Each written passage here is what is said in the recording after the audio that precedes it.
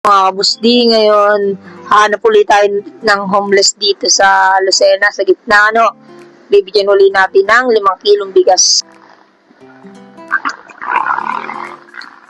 Yan mga kabusdi, may nakita na po tayo nagagaw pansin po sa atin si tatay po, nakaupo po sa may tabing karsada. Lapitan po natin. Ito po, magandang gabi po. Pwede po ma-interview kayo? Dahil kauntian lang po. Ano pangalan mo, tay? Ariel po. Ha? Ariel. Ariel. Ano po, dito po kayo nakatira? Sa ano?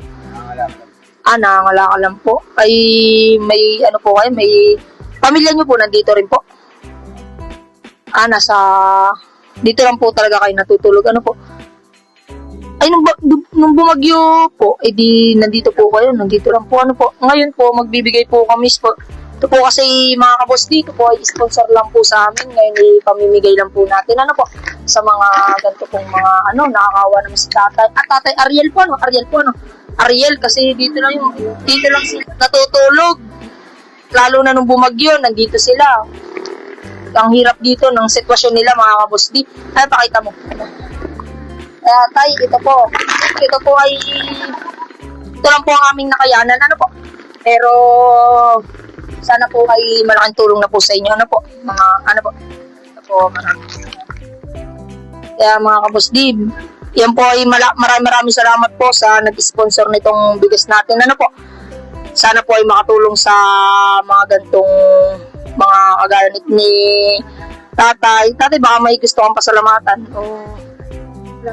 Salamat po, tatay. Nag-ingat po kayo dyan. Okay ka naman po dito ang kalagay. Salamat po ulit. Hello mga kabusdi, ngayon may natulungan na po tayo. Sana po ay marami pa rin po tayo matulungan po mga kabusdi. Kahit po maliit na bagay lang po sa kanila, para sa atin pero napakalaking bagay na po yun. Kahit 5 kilong bigas. Sa mga nag-sponsor po sa atin para tumulong, maraming salamat po. Kay Miss Girly Gutierrez po, maraming salamat po sa mga sponsor po natin. Kay BJ Babasa po, si Catherine Abadilla po, maraming salamat. Kay Lionel Escleto, kay Jalola, kay Lawrence Edan, maraming salamat po. At kay Bernadette Bangaliso, maraming salamat din po. Yung mga hindi pa nakapollow dyan, pa-follow, like, and share lang.